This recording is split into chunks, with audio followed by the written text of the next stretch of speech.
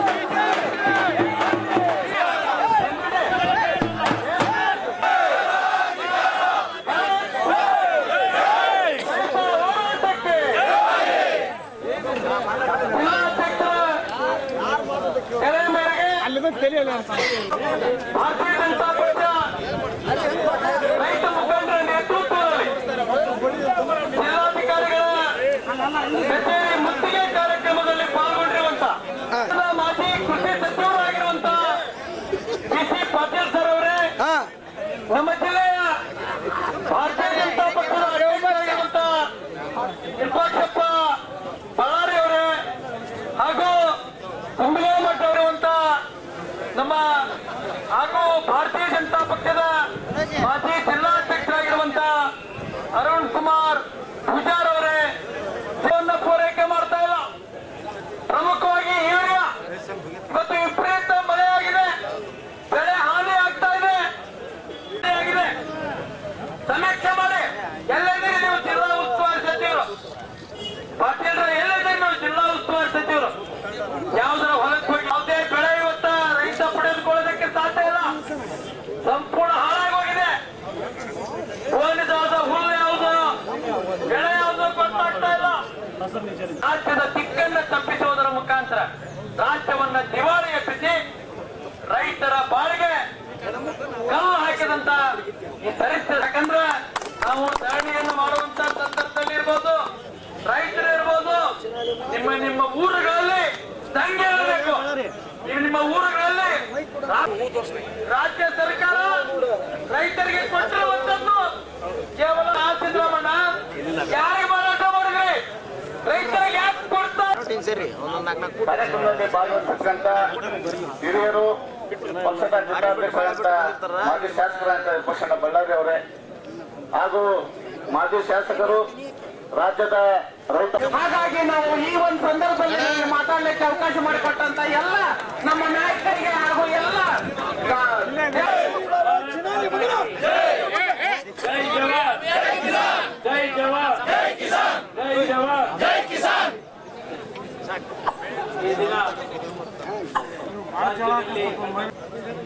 ಇವತ್ತು ರಾಜ್ಯ ರೈತ ಮೋರ್ಚಾ ಅಧ್ಯಕ್ಷರಾದಂತ ಎಸ್ ನರಹಳ್ಳಿ ಅವರು ಬಂದಿದ್ದಾರೆ. ಅವರಿಗೆ ಸ್ವಾಗತಿಸುತ್ತ ಹಾಗೆ ಜಿಲ್ಲಾಧ್ಯಕ್ಷರಾದಂತ ವಿರೂಪಾಕ್ಷಪ್ಪ ಬಳ್ಳಾರಿ ಅವರೇ, ಈಗಾಗಲೇ ರಾಜ್ಯದೆಲ್ಲೆಡೆ ಯೂರಿಯಾ ಗೊಬ್ಬರದ ಕೊರತೆಯನ್ನ ನೀಗಿಸಿದ ಈ ಸರ್ಕಾರದಲ್ಲಿ ರಾಜ್ಯದ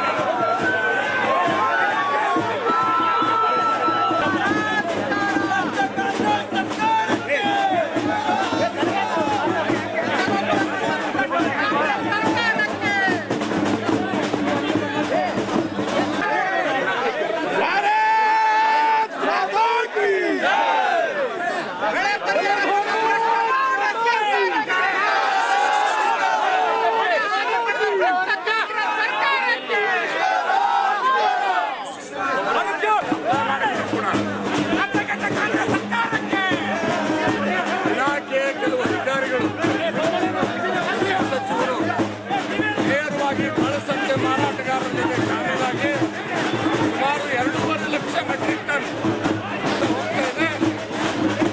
ಅದನ್ನು ತಡೆಯುವಂಥದ್ದಕ್ಕೆ ಈ ರಾಜ್ಯದಲ್ಲಿ ಮುಖ್ಯಮಂತ್ರಿಗಳಾಗಲಿ ಕೃಷಿ ಸಚಿವರಾಗಲಿ ಮಾರಾಟಗಾರರು ಇನ್ವಾಲ್ವ್ ಇದ್ದಾರೆ. ನಾವು ಜಿಲ್ಲಾಧಿಕಾರಿಗಳಿದ್ದೀವಿ. ತಮ್ಮ ಮುಖಾಂತರ ನಾವೆಲ್ಲ ರೈತರ ಪರವಾಗಿ ಭಾರತೀಯ ಜನತಾ ಪಕ್ಷದ ಪರವಾಗಿ ನಾವು ಆಗ್ರಹ ಮಾಡ್ತಾ ಇದ್ದೇವೆ. ತಕ್ಷಣ ಕಳಸಂತೆಯಲ್ಲಿರ್ತಕ್ಕಂಥ ಈ ಒಂದು ಯೂರಿಯಾ ಗೊಬ್ಬರ ನಾವು ಹೊರಗೆ ತೆಗಿಬೇಕು. ನಾವು ಧರಣಿ ತಗೊಳ್ತಾ ಇದ್ದೇವೆ ಮತ್ತು ಈ ಮನವಿ ಪತ್ರದ ಜೊತೆಗೆ ನಾವು ಎಲ್ಲಿವರೆಗೆ ನೀವು ಅವ್ರ ಜೊತೆ ಇವತ್ತಿನಿಂದ ಈ ಕ್ಷಣದಿಂದ ನೀವು ಕ್ರಮ ತಗೊಳ್ತೀನಿ ಅಂದ್ರೆ ಮಾತ್ರ ನಾವು ಹೋರಾಟವನ್ನ ಇವತ್ತಿಲ್ಲಿ ನಿಲ್ಲಿಸ್ತೇವೆ.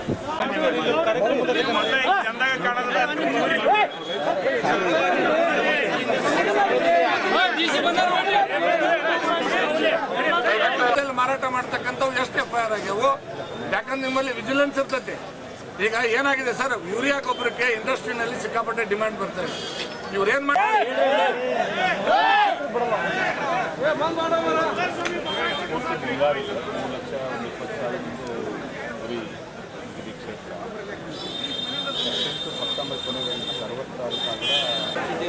ಕ್ಲೈಮ್ ಮಾಡುವಂಥ ಯಾವುದೇ ಸಾಹಸಗಳು ನಡೆದಿಲ್ಲ.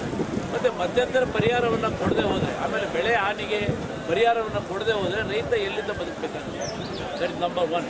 ನಂಬರ್ 2, ನಾವು ಧರಣಿ ತಗೊಳ್ತಾ ಇದ್ದೇವೆ ಮತ್ತು ಈ ಮನವಿ ಪತ್ರದ ಜೊತೆಗೆ ನಾವು ಎಲ್ಲಿವರೆಗೆ ನೀವು ಅವ್ರ ಜೊತೆ ಇವತ್ತಿನಿಂದ ಈ ಕ್ಷಣದಿಂದ ನೀವು ಕ್ರಮ ತಗೊಳ್ತೀನಿ ಅಂದ್ರೆ ಮಾತ್ರ ನಾವು ಹೋರಾಟವನ್ನ ಇವತ್ತಿಲ್ಲಿ ನಿಲ್ಲಿಸ್ತೇವೆ. ಆಮೇಲೆ ಬೆಳೆ ಹಾನಿಗೆ ಪರಿಹಾರವನ್ನು ಕೊಡದೆ ಹೋದರೆ ರೈತ ಎಲ್ಲಿಂದ ಬದುಕಬೇಕಾಗುತ್ತೆ? That is number 1. ನಂಬರ್ 2, ನಾವು ಧರಣಿ ತಗೊಳ್ತಾ ಇದ್ದೇವೆ ಮತ್ತು ಈ ಮನವಿ ಪತ್ರದ ಜೊತೆಗೆ ನಾವು ಎಲ್ಲಿವರೆಗೆ ನೀವು ಅವ್ರ ಜೊತೆ ಇವತ್ತಿನಿಂದ ಈ ಕ್ಷಣದಿಂದ ನೀವು ಕ್ರಮ ತಗೊಳ್ತೀನಿ ಅಂದ್ರೆ ಮಾತ್ರ ನಾವು ಹೋರಾಟವನ್ನ ಇವತ್ತಿಲ್ಲಿ ನಿಲ್ಲಿಸ್ತೇವೆ.